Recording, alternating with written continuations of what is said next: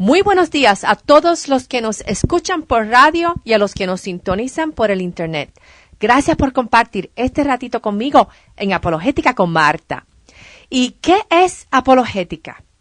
La apologética es ofrecer una respuesta clara y concisa sobre qué creemos y por qué lo creemos. En el caso de la apologética cristiana, aprendemos a dar una respuesta concisa sobre nuestra fe en Jesús. Ahora, no solo exponemos el por qué creemos en Jesús como nuestro Dios y Salvador, sino que también aprendemos a responder a las objeciones sobre la existencia del infierno, sobre por qué Dios enviaría a personas al infierno, o por qué, si somos lo suficientemente buenos, entonces Dios no nos permitiría entrar en su reino y nos enviaría al infierno. Estas son muy buenas objeciones, las cuales exploraremos en el día de hoy. El gran apologista C.S. Lewis dijo una vez: no hay doctrina a la cual yo, con mucha voluntad, removería del cristianismo que este infierno si estuviera en mi poder. Pero tiene todo el apoyo de las Escrituras y especialmente de las mismas palabras de nuestro Señor. Siempre ha sido mantenida por el cristianismo y tiene el apoyo de la razón. El señor J.I. Packer escribió en su documento Is Hell Out of Vogue lo siguiente: la sabiduría nos dirige a admitir que no hay alternativa bíblica a la doctrina bíblica del castigo eterno, de establecer en nuestra mente que Jesús, el mayor exponente de la doctrina, seguramente supo de lo que estaba hablando, y nunca olvidar u ocultar la inevitabilidad del infierno para aquellos que no van a recibir la vida eterna. En octubre del 2003, el grupo de investigación Barna publicó un reporte estadístico sobre las creencias de los americanos en referencia al infierno. Referente al cielo y al infierno, él encontró que 76% de las personas creen que el cielo existe y 71% cree que el infierno existe. Referente al cielo, el 46% cree que el cielo es un estado de existencia eterna en la presencia de Dios y el 30% cree que es un lugar actual de descanso y recompensa en donde las almas van luego de la muerte. El 14% en la encuesta cree que el cielo es solo un lugar simbólico. El 5% no cree que existe vida después de la muerte y el otro 5% no están seguros. Referente al infierno, un 39% de las personas indicó que el infierno es un estado de separación eterna de la presencia de Dios y un 32% dijo que es un lugar actual de tormento y sufrimiento, en donde las almas de las personas van luego de la muerte. El 13% de las personas indicó creer que el infierno es solamente un símbolo de un resultado malo desconocido luego de la muerte. Y el 16% indicó que no estaban seguros o que no creen en la vida después de la muerte. La palabra de Dios dice en Hosea 4, verso 6, mi pueblo no tiene conocimiento y por eso ha sido destruido. Cuando Jesús estuvo en la tierra, Él indicó cuál es la consecuencia de rechazar a Dios. En Juan 8, verso 24, Jesús dijo, por eso les he dicho que morirán en sus pecados, pues si no creen que yo soy el que afirmo ser, en sus pecados morirán. Jesús enfatizó que el pecado eterno, imperdonable y terminal era el fracaso de creer en Él como el Mesías y el Hijo de Dios. El morir en los pecados por no aceptar la verdad de quién es Jesús era el morir por siempre separado de una relación de amor con Dios. En Mateo capítulo 23 leemos el discurso que el mismo Jesús le recitó a los fariseos y a los maestros de la ley, en donde Él les preguntó a ellos en el verso 33 y dijo, ¿cómo escaparán de la condenación del infierno? Jesús no lo dijo con un corazón vengativo, lo dijo con un corazón roto porque era su último intento de llamarlos hacia sí y de que ellos pudieran optar por la vida eterna que Jesús estaba tan deseoso de ofrecerles. Sin embargo, Jesús, vez tras vez, fue rechazado por muchos de ellos hasta culminar en la cruz. De acuerdo al mismo Jesús, si no creemos en Él, no solamente vamos a sufrir una muerte segura física, sino que también moriremos espiritualmente. La Biblia en Apocalipsis 20, versos 6 y 14, se refieren a esta muerte espiritual como la segunda muerte, resultando en una separación eterna de Dios. El nombre que recibe esta separación eterna, o sea, asolación del mal para las personas que rechazan voluntariamente a Dios, se llama infierno. En Mateo 25, verso 41, Jesús indicó que el infierno originalmente había sido preparado para el diablo y sus ángeles, que junto a Satanás desobedecieron a Dios. No fue originalmente establecido para los humanos, sino para los ángeles que pecaron contra su Creador Dios, eligiendo su propio camino en vez de obedecer a Dios. Todo ser que rechaza a Dios voluntariamente, se le va a otorgar su deseo de vivir separado de la presencia de Dios y vivirá eternamente en un estado consciente separado de Dios en el infierno. Dios nunca va a obligar a alguien a vivir con Él en su reino si la persona no lo desea. Ahora, ¿crees que es justo que porque una persona cometa pecados en esta vida, como por ejemplo, entre ellos está tomar el nombre de Dios en vano, mentir, robar, envidiar a alguien o cualquier otra conducta, sería justo que esa persona pase una eternidad en el infierno? ¿Cómo es que el castigo eterno de ser condenado al infierno justifica el crimen de un pecado en una vida temporera? Definitivamente no podemos apreciar la insistencia, las advertencias y las proclamaciones de Jesús a menos que comprendamos quién es Dios, cuál es su naturaleza divina y qué tipo de seres somos nosotros. O sea, ¿cuál es nuestra naturaleza humana? Si Dios es un Dios imparcial, justo y lleno de amor, entonces el infierno debe ser un lugar también imparcial, justo y lleno de amor. Los seres humanos poseen libre albedrío. Somos libres de elegir, no somos robots. Por lo tanto, el infierno es imparcial porque a través de toda nuestra vida tenemos la elección de no ir allí. Dios nos ha dado suficientes evidencias, tanto revelación natural y general como el universo, como la revelación de la Biblia, y a Jesús como para poder elegir a Dios y desear vivir una eternidad con Él, o la de rechazarlo y vivir sin Él en el infierno. Las personas que lo rechazan libremente eligen vivir sin Él por siempre. Esto conlleva a que el amor de Dios demanda que el infierno sea una realidad. Dios respeta y honra la elección que las personas hacen en rechazar su amor. Y ya que el amor forzado es una contradicción en términos, o sea, el amor siempre es libre, nunca es forzado en darse ni en recibirse. Por lo tanto, Dios no puede forzar su amor a personas que no lo desean. El cuadro de un joven rebelde que se va de la casa porque no desea vivir en la casa con su padre es una buena analogía. Si no deseamos vivir en la casa de nuestro Padre Creador, Él no nos va a amarrar a una silla con una soga y retenernos. Él respeta el libre albedrío con el que nos dotó. El amor de Dios es siempre persuasivo y nunca coercitivo. Si una persona es coactiva contra otra en una relación, eso sería bien injusto. No sería un acto de amor y de hecho sería un acto malvado el obligar el amor de una persona hacia otra. Sin embargo, el amor de Dios es un amor sufrido que anhela que sus hijos voluntariamente le reciproquen su amor.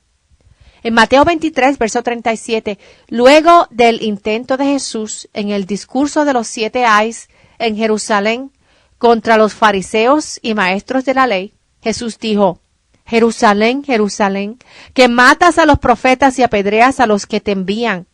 ¿Cuántas veces quise reunir a tus hijos, como reúne la gallina a sus pollitos debajo de sus alas, pero no quisiste. En esta escena, aún Dios quiso rescatar a sus hijos del pecado y hacerles ver que Él no había venido a condenarlos, sino a ofrecerles el regalo gratuito de la salvación. El infierno es justo. ¿Y por qué es justo? Te preguntarás. Es justo porque castiga el mal. Dios es justo. Solo Él es el estándar perfecto de lo que es justo. Y porque Él es justo, Él debe juzgar a todos los que han cometido pecados y que han roto su ley moral. Los seres malvados como los Stalins de Rusia, los que han cometido genocidio como Hitler y Pol Pot, toda la humanidad que ha sido cruel e injusta, debe ser traída a la justicia. Y Dios es quien tiene la palabra final de aplicar la justicia. Por lo tanto, solo la existencia de un lugar de castigo para las personas que no desean arrepentirse, para las personas que no desean admitir su culpa y no desean arrepentirse, la existencia del infierno permite que exista un lugar luego de esta vida para mantener la justicia de Dios. Es bien fácil poder establecer una diferencia entre la maldad de personas como Hitler y personas que conducen sus vidas decentemente, ya que la maldad de Hitler fue bien extrema. Sin embargo, lo que nosotros reconocemos como benevolencia y decencia es muy diferente en los ojos de Dios. Podemos encontrar episodios en la Biblia en donde cuando Jesús denunció ciudades que ignoraban sus milagros, Él indicó que su juicio sería mucho más severo que en otras ciudades. Esto Jesús lo dijo porque cuando Él hizo milagros en las ciudades, esto era una revelación mucho mayor en los ojos de ellos sobre Jesús y su poder como deidad. En Mateo 11, verso 24, podemos encontrar que Jesús indicó a la gente de Capernaum que en el día del juicio el castigo será más tolerable para Sodoma que para Capernaum. Fíjate que Capernaum era simplemente culpable de ignorar a Jesús, mientras que los pecados de Sodoma estaban asociados con inmoralidad sexual. ¿Qué vemos aquí? Ante los ojos de Dios, Dios ve una diferencia hacia Él como un pecado mayor que la inmoralidad sexual. Con esto no quiero decir en absoluto que los pecados de inmoralidad sexual no importan. La inmoralidad sexual es repulsiva ante los ojos de un Dios santo y puro. Simplemente quiero decir que Dios juzga el pecado diferente a nuestra propia manera de juzgar los niveles de pecado. Uno de los atributos de Dios es que Él es perfectamente justo y los pecados cometidos serán juzgados y castigados con la medida perfecta de un juez perfecto. La Biblia menciona otros casos de grados en castigos y recompensa. Por ejemplo, Jesús le dijo a Pilatos en Juan 19, verso 11, que Judas era culpable de un castigo mayor. Si leen en Romanos 2, verso 6, dice, porque Dios pagará a cada uno lo que merezcan sus obras. En Apocalipsis 20, verso 12, también dice, los muertos fueron juzgados según lo que habían hecho, conforme a lo que estaba escrito en los libros. Y en el Salmo 51, verso 4, dice referente a Dios, que su sentencia es justa y su juicio irreprochable.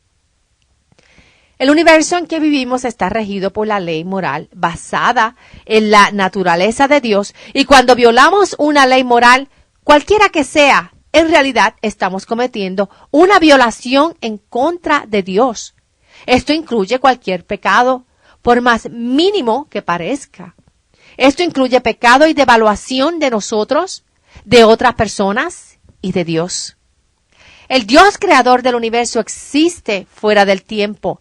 Él es un ser eterno que siempre ha existido. Nosotros los humanos somos seres creados en este tiempo y espacio. Somos seres temporales. Sin embargo, nuestros pecados tienen unas consecuencias eternas, aun cuando fueron cometidos en este tiempo temporal. ¿Y por qué esto es así? Tal vez te lo estés preguntando. Fíjate que desde la perspectiva de Jesús, desde la perspectiva de Dios, Él tiene la perspectiva de nuestros pecados ante Él a través de la eternidad. Por lo tanto, es lógico que las consecuencias del castigo también posean ramificaciones eternas. Dios ve todo el tiempo temporal desde un estado presente eterno. Dios es trascendental, pero a la vez actúa en nuestro tiempo desde la eternidad. La evidencia más clara fue Jesús mismo, fue Emmanuel, fue Dios con nosotros. Y aunque nuestras acciones ocurren dentro de este tiempo y espacio, las mismas son eternas ante Dios. Una idea errónea que tienen muchas personas es que el tiempo borra los pecados. El paso del tiempo ni aquí ni en otro estado borra el pecado. Primero hay que comprender qué es tiempo. El tiempo no produce nada, no tiene un poder mecánico, químico, biológico o físico de hacer cambio. El tiempo no es un detergente, ni es una sábana que tapa a algo. El tiempo no puede limpiar a nadie de pecados. El tiempo es un concepto que se usa para medir pasado, presente, futuro o comprender la eternidad. Pero el tiempo no oblitera la mancha en el corazón de una persona a causa de actuar de manera pecaminosa. El atributo de Dios de ser eterno trae consigo unas repercusiones sobre el pecado que es eterno ante los ojos de Dios, ya que nuestros pecados Dios los ve desde una perspectiva eterna. Tiene que haber un pago, un juicio desde la eternidad que pague por esos pecados que se extienden hasta la eternidad. Si tenemos que Jesús es verdaderamente quien Él afirmó ser, Dios en la carne, entonces su trabajo de sacrificio en la cruz también nos cubre en un ámbito eterno. Jesús tiene dos naturalezas. Él es 100% humano cuando vino a la tierra y le añadió humanidad a su ser. Y Jesús también es 100% Dios. Entonces tenemos que su naturaleza divina, que ha existido desde la eternidad, actúa como un escudo y nos protege de las consecuencias de nuestros pecados ante Dios desde la eternidad. Dios es un Dios de justicia y todo mal debe de ser pagado ante un Dios justo y perfecto. Pero Dios supo que la humanidad caería en pecado por el uso del regalo del libre albedrío. Y Él abrió la puerta de reconciliación y de cubrir nuestros pecados desde antes del principio de la creación.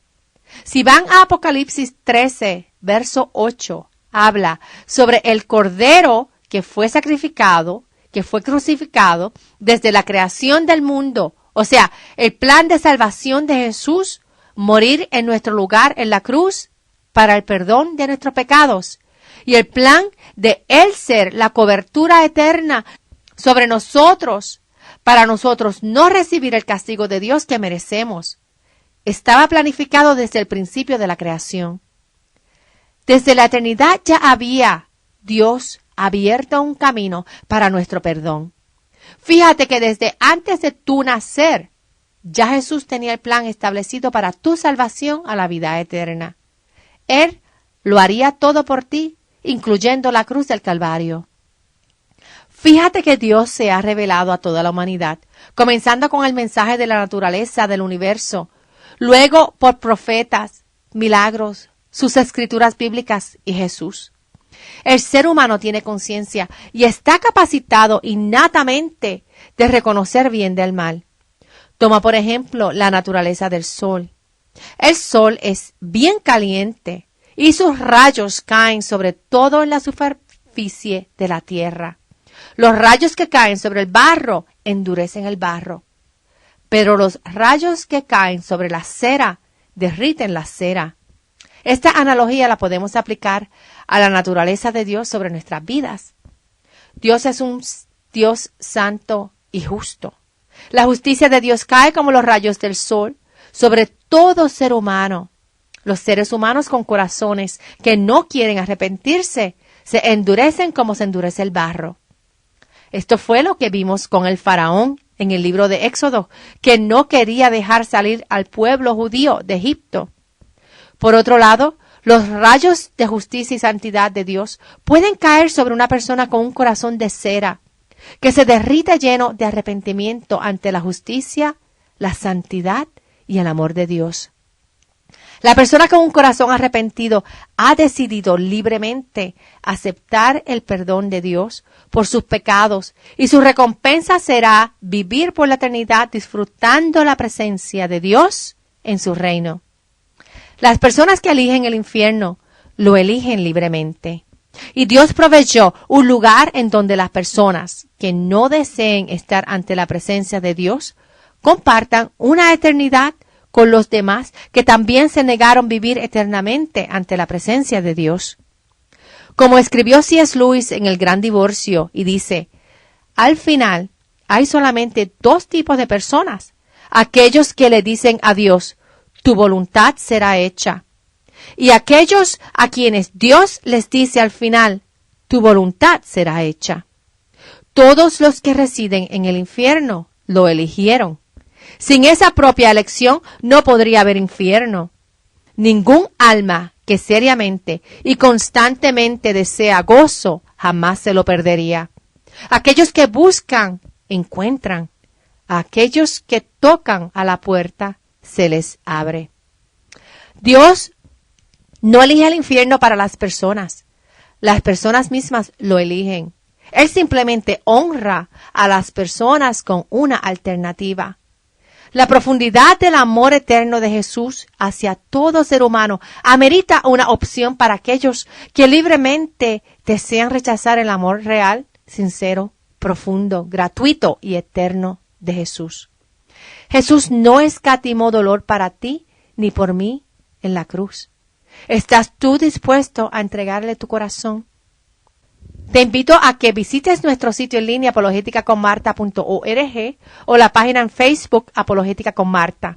En línea encontrarás programas radiales en archivo y otros recursos que te ayudarán a crecer en el conocimiento de Dios, de su palabra en la Biblia, de Jesús y del amor eterno que Él tiene hacia ti. Para cualquier pregunta o comentario nos puedes llamar al 404-483-4132. Es 404-483-4132. Que Dios los bendiga y hasta el próximo programa. Chao.